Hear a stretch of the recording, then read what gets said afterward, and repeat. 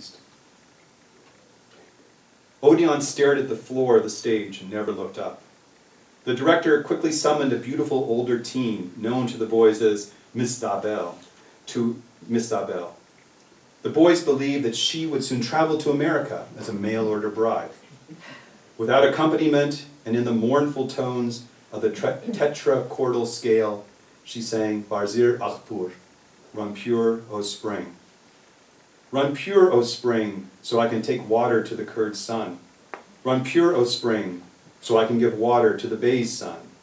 Spring, do you know what the Kurd does to us?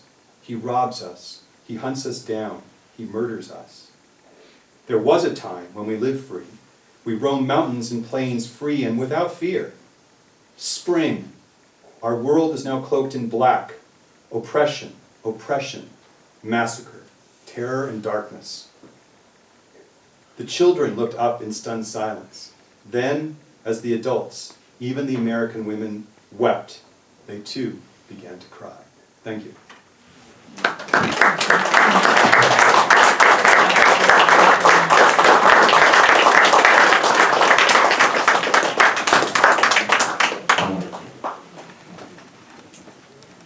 Thank you. Thank you, Keith. While Keith catches his breath for a moment, I want to, of course, point out that Bread from Stones you can purchase tonight, and I know Keith would be very happy to sign copies, and I think he'd be even happier to sign copies as soon after the talk breaks up as possible, because he has to be shuttled to Worcester this evening so that he can be on duty tomorrow. I was telling Keith earlier that back in 1971, Stanley Kerr spoke, not in this building, alas, but to a NAASR audience at the 15th, 16th, 17th, I don't know exactly what number, annual assembly of NAASR. And we have a recording of that talk by Stanley Kerr. And I will get that put up online as soon as possible. So to have had Stanley Kerr speak, and to have Keith speak, and to have Asya here, and so many other wonderful friends and scholars of multiple generations here in the room. I'm thinking of connections, as Sarah was saying before, is very meaningful and really very nice to stand up here and look out over. Do you have any questions? Why don't you supposed to ask the first question? Oh, I only ask the first question if no one else okay. comes up with a good one. So Yeah? don't put me on the spot. Yes, sir. Yes, please stand. Did the Near East relief help other minorities Yes. in the Middle East as well? So, in fact, they also helped Turks in the Mabel Elliott, whose memoir I referenced in the book, ran the nearest relief ran hospitals, and they didn't turn anyone away. I mean, one of the charges that's often made by the Turkish government and denialists and so on is that the Americans only cared about the Armenians; they weren't helping. And I think that's a very interesting criticism. I think I was going to ask Asya about this. So I don't know if I want to. No, do you want me to keep talking? Okay. Well, here's the interesting thing, right? Is that, and this actually, Marc, when I published some of this earlier work, and after I'd seen you, I went back to Davis. My university's alumni magazine really liked this article I'd written, so they wrote an article about it. And then we got attacked by the Assembly of Turkish American Associations, of course, for doing this. And one of the attacks was that, how can you say this is universal humanitarianism? It was only for Armenians. And the argument that I think makes the most sense to try to explain this, I think you cannot ignore the fact that Americans brought with them certain prejudices about Islam, and they had a long relationship with Armenians through missionary work and so on. But here's the thing. Muslim citizens of the Ottoman Empire, those who remained in Anatolia, had a state that was there to protect them and their interests. Those who had faced genocide had been functionally denationalized by the end of the First World War and legally denationalized just a few years later. They didn't have a state. And so one of the important contributions I try to make in this work is to explain how humanitarianism can function like a state for refugee populations. So Near East Relief was caught in this terrible position. There was no UN High Commission for Refugees yet. There would be the League of Nations Nansen Commission later. There was the French colonial government, which was fighting wars on all sorts of fronts. There was the new Kemalist government that did not want the Armenians back and were denying them their basic rights. So the Armenians are stuck in the middle. There's no one protecting them or their rights or so on. So Near East Relief rightly assessed the situation of who had the most need and helped the Armenians. It's as simple as that. And so the idea is that, as imperfect as it might have been, Muslim citizens of what was the Ottoman Empire, Turks and other ethnic groups, had a state. And you had the brief moment where there was Armenia, but that disappeared very quickly as well. So this notion of statelessness is really important, I think, in this. Yeah, So, but that doesn't really, that's not your first question. This is another part of that answer. But you'll often hear this. It's like, Watenpaugh wrote this book about Near East Relief, and he doesn't talk about how terrible the war was on Turks. I read my book. I talk about that in detail, in fact, but that's okay. Right, Asya? Yeah, there, thank you. See, we only this is like a hazing ritual for baby doctors, right? Is that and at this point it's over, right? We don't get to ever do this again to you. So you have to pass through this like hazing, and then we let you go. You do wonderful work. Go ahead. It's been about 20 years since I read Beginning Again at Ararat, the Mabel Evelyn Elliott memoir. Right. And I vaguely recall she tells these very interesting stories about how she handled the Turkish soldiers. And I got a sense that she felt she had an advantage being a woman, and that she could seem helpless when she wasn't. Yeah. And she preyed upon, their sense of chivalry to Right. get her way. But do you remember some of those incidents? I do, but I think, can I tell you my preferred Mabel Evelyn Elliott story? Yes, yes. Okay. And I think about this because I visited Marash with Adrian, and I had read her memoir, and I'd read Kerr, and I read the diplomatic dispatches. And the thing that always struck in my mind is that midwinter flight. They had to leave Marash in the middle of the night, under fire. There was snow on the ground. Right, and I'm from California. I just do not like snow. So, and it wasn't until I stood in the Marash Citadel and I looked out over that plain towards where I knew the train station of Islahiya was, right? Which is where they got on the train, the Berlin-Baghdad train, and I saw how desolate and flat and windswept and long it was, that I understood the terror of that evening. And then I understood something very interesting about Mabel, because she went with them that night. And she walked, and the French were willing to let her ride in the cart. She said, no, I'm going to walk. And she walked with them. And she has her own horror that evening, because what happened was the evacuating women from Marash put their kids on their backs. And, you see the pictures of the old ladies, right, with their kids on their back. And every mother who did that child died from hypothermia.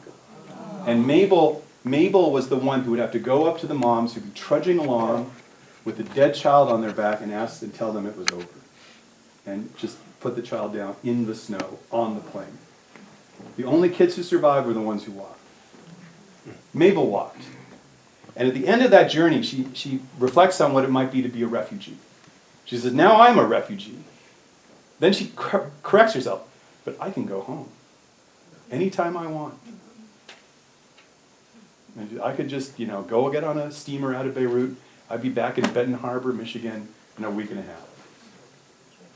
Right? But that story always stuck with me, because I've always considered that one of the best things an American has ever written about being a refugee during the First World War. Ever. Ever. People always, dismiss Mabel as, paternalistic. But she was actually, I think, a very interesting, very thoughtful woman. And that one moment in that book crystallizes that for me, that moment of incredible reflection that I've never seen in any other of these Western relief memoirs. Right? And she was very good friends with Dr. Derghazarian, who was the the great chronicler of Marash and Zaytun and so on too in that period. I mean, she's a very interesting character. So, other questions? Oh, sorry, I'll use my lecture voice. Back here. Well, I have a question. I've been doing some family research, ancestral research, and particularly interested in an area, Harcourt and the, there's a lot of missionary work prior to the massacre. Particularly because I know that my family's mansion, what they call the mansion, was became a school and orphanage. It's written up in books and stuff, but I haven't figured out yet if, I know there was rent paid for the building to the two surviving women, for this, the two house, 250. Was this after the war, or was it during the war? After 1915. Yeah. Wow. Well, Trying to figure out, was it Near East Relief? well, here are the Kharpertsi. You know. Or was it, Near East Relief, Near East Relief had facilities in Kharpet, and it had a facility there. After the war. After the war, though, I don't know quite when you're thinking now about it. this was in Kissimmee. No, I know because, for one thing, there was a woman, a local woman, who attended the school in Kissimmee, and she wrote a book called. There was also, Shadow of through a lot of these, I mean, Kharpet had a big American Protestant missionary presence. Other places had a big German, Lutheran presence, or Yeah. the Kaiserwerth sisters Yeah. or something, right? So, I think you'd have to ask someone more familiar with the microhistory of Kharpet. Like Yeah, Barbara I- Margarian. Yeah, and I wondered someone if like you had that, any yeah. sense. I mean, it makes sense to me. Good. Barbara, do you know? But she's saying, I don't know. No, say she doesn't know. Okay, No, okay. I'm working on it, and I've been in touch with the Germans because apparently my great-great-grandfather paid for a foundation of a church that the German Protestants built that I've never heard of until recently, called Mamigonian Church, and I don't know that it's still standing, but, yeah.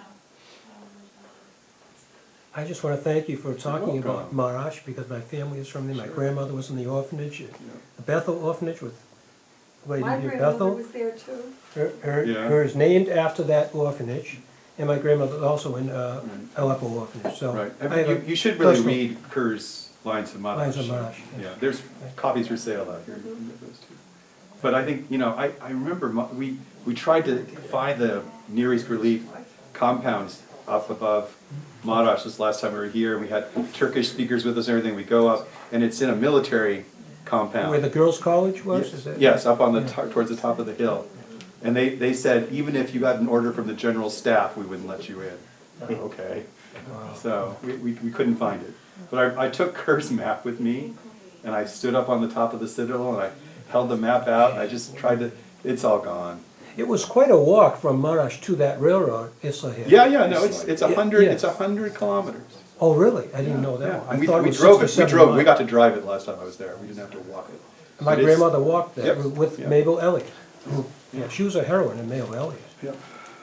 Dr. Elliott. Adrian.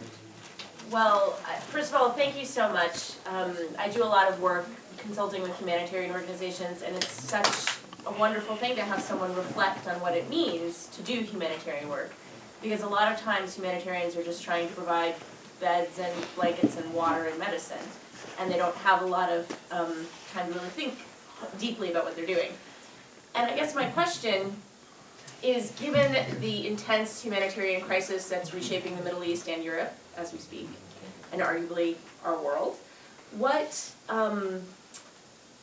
lessons do you see? And I realize that this is sort of the I'm a historian, I'm not supposed to do that. oh, well, I know, but I'm just asking your opinion. No, but do you see themes that are meaningful? I mean, you talked about the state and that the state, the importance of the statelessness. People have written about the fact that UNHCR is a kind of surrogate state, and it's rapidly becoming a bankrupt one. Well, this is what look, there's 65 million refugees in the world today. There's another 29 million internally displaced. We're reaching a point where between 1% and 2% of all humanity is going to be a refugee or displaced in some form or another, probably by 2022 or 2025. And so we're just ill-equipped as a species to deal with this. I mean, we're not, you know, we're taking money away from refugees entering Denmark to let them in. So, you know, we really don't have it. And I think that anytime we sort of think historically, reflect on the past of humanitarianism, we can do it. It's understanding why we have to do it is also another critical thing. And it's more than just the pragmatism of it. What worries me is we do lose part of what makes us human when we fail to address the suffering of the most needful, the most needy. It's just what, you know, you know, it's the better angels of our nature to do this. And, you know, the Armenians that live today, their ancestors survived it, and in part they survived it because people half a world away gave a damn and helped them. So I'm always happy to see, you know, Near East Foundation has really rebounded as an organization. They've gotten more involved in Syrian refugee relief. You know, and I think about, you know, there's ample opportunities to act now. So the need is immense. It's actually a well with no bottom as far as I can tell right now. And I wonder what a world where 1 to 2% of everyone on this planet is displaced will look like. I mean, what kind of world will that be like?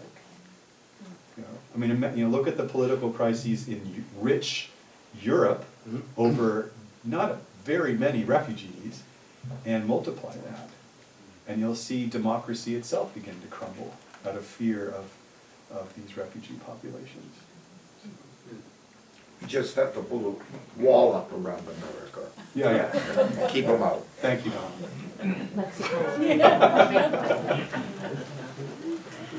Well, I would like to ask a really meaningful and Okay. thought-provoking question, Yeah. but I don't have one. So what I would like to say instead is just thank You're you welcome. for being here and for all the work you're doing Thanks. in your writing and in your advising of our next generation of scholars. And you know, It's you my don't- pleasure, and I You don't wanna have to thank- wait 5 or 6 years. No, I'll try to come back sooner this next time. So, all right, thanks.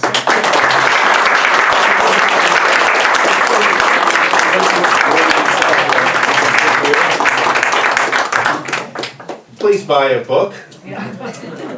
Have some snacks, have something to drink, I and think the deal we worked out thank is you. all the proceeds go to NAASR. Is that right? What, all the proceeds? From my book.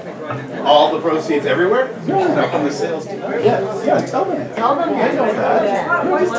All the proceeds go to NAASR. They're not lining the pockets of Keith, David Watenpaugh, I can tell you that. They are not.